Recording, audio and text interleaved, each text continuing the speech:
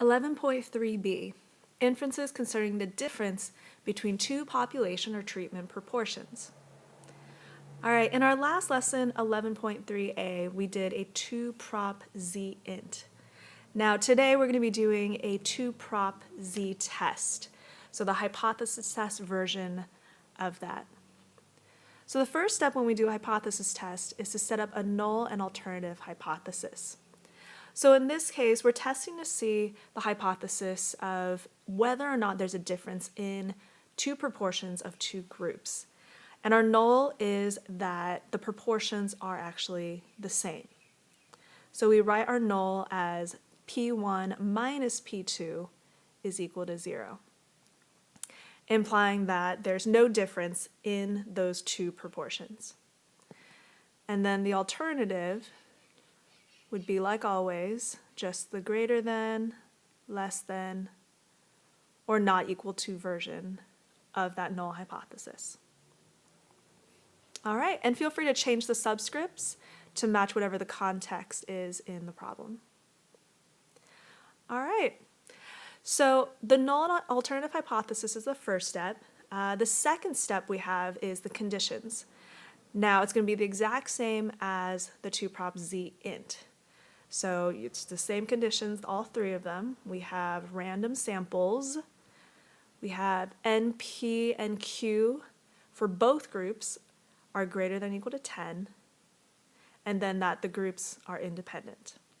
All right, so same conditions as before. And once we have that, then we can move on to our statement. Now, before I go into the details here, I do want to point out something that is kind of special about the 2-prop z test process. And that has to do with the fact that our null hypothesis is that there's no difference in the two proportions of these two groups.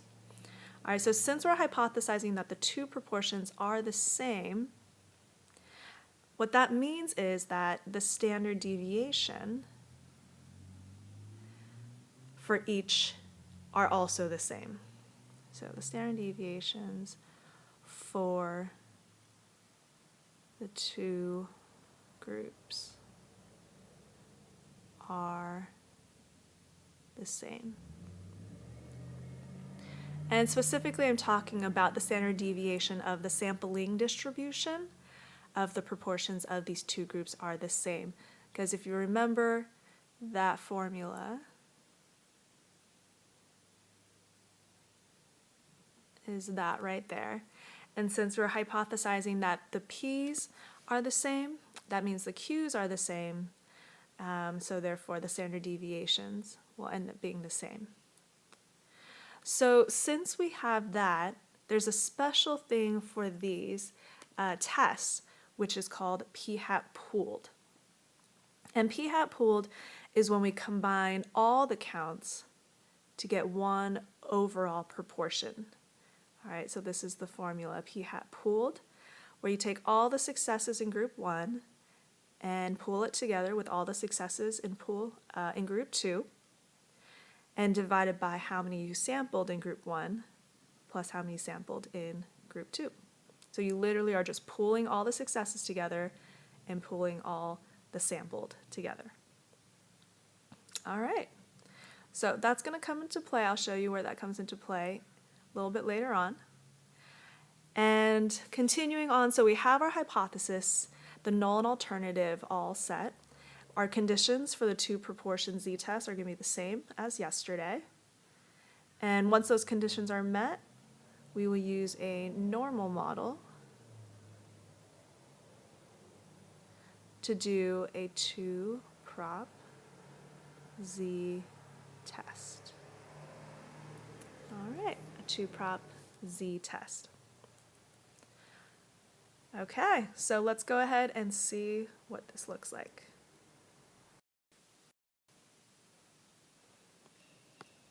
All right, so example 1. Investigators at Madigan Army Medical Center tested using duct tape to remove warts.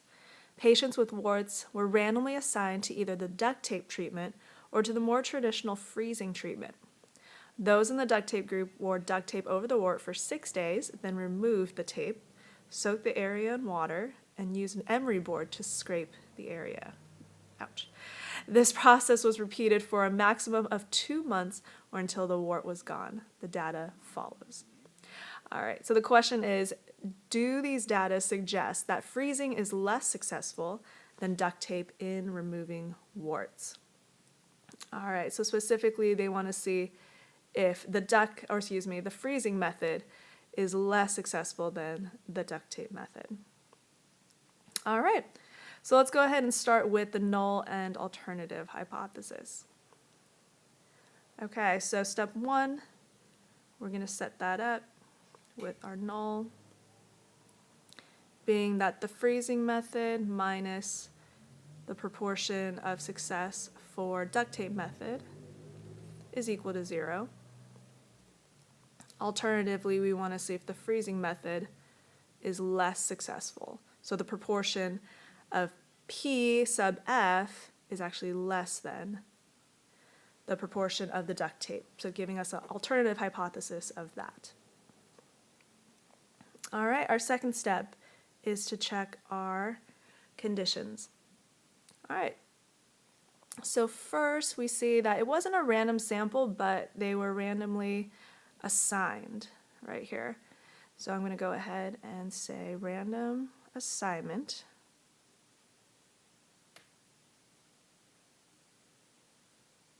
for that condition to show that there wasn't any bias. The second one is going to be our NP and Qs for the freezing method and for the duct tape method. So freezing method, number of warts successful was 60. So that's our NP. Our NQ would be how many did not successfully get removed. So since 100 of them were tested, that means 40 were not successful. And then same thing with the duct tape method. 88 were successful. And then 104 minus 88 gets me 16.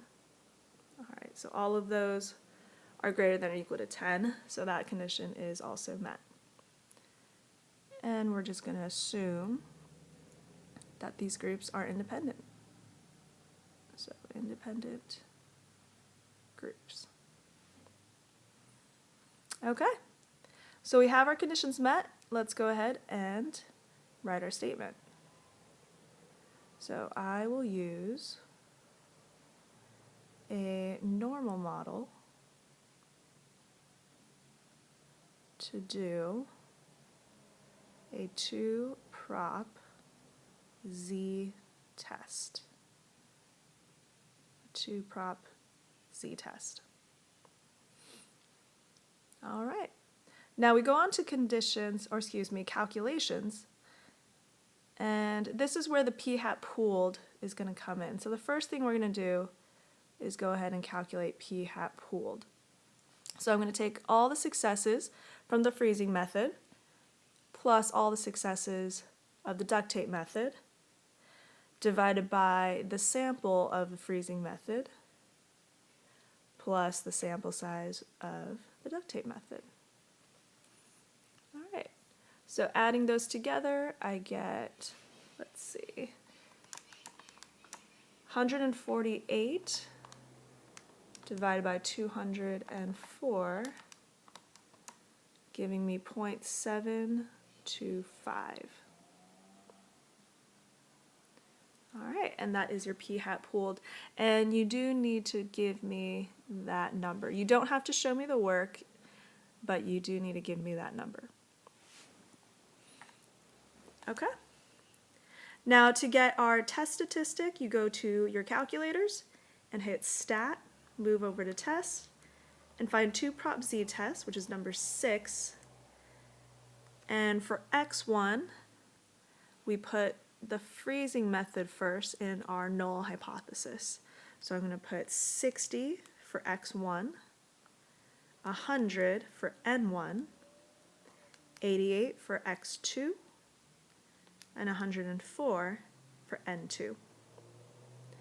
Next, I'm going to pick less than and then calculate.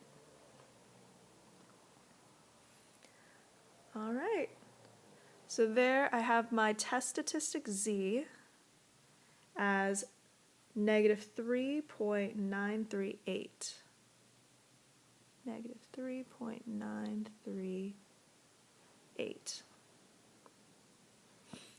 And then a p-value that is 4.104 times 10 to the negative 5. So very low p-value. And actually, if you go down a little bit on your calculator, we see p hat 1, p hat 2, and then just a p hat. That p hat on your calculator, that is actually p hat pooled, the 0.72549. So your calculator actually calculates that for you. If you want to kind of double check your work, you can go ahead and double check it there. All right. And then our last step is to state our conclusion. So super low p-value. So since the p-value is so low,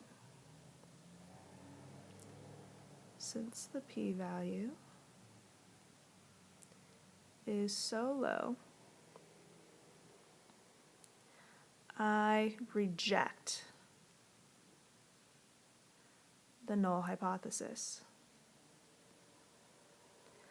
There is enough evidence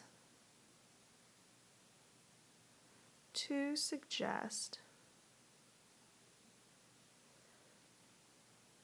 that the proportion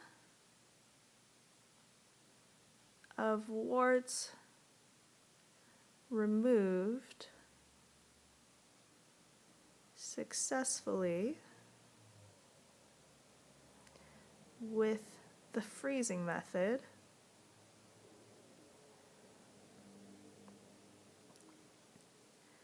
is less than the proportion with the duct tape method.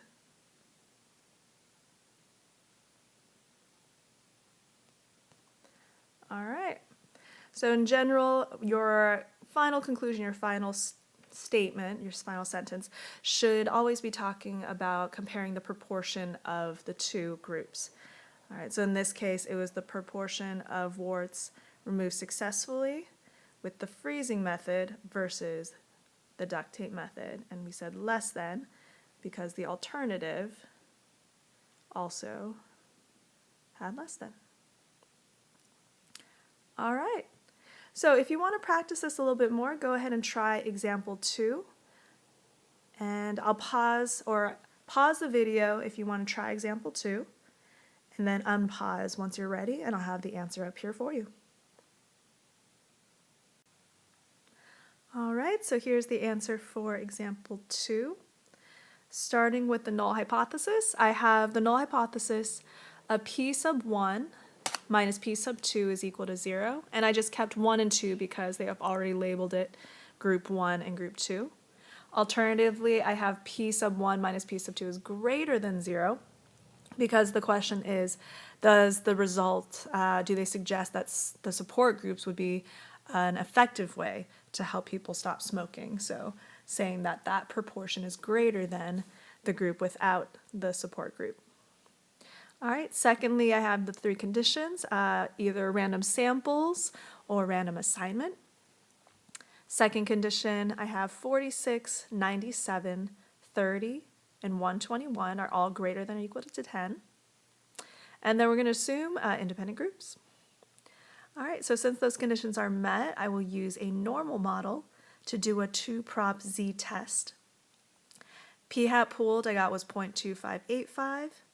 Test statistic of Z from my calculator, I got 2.4077 with a low p-value of 0.008.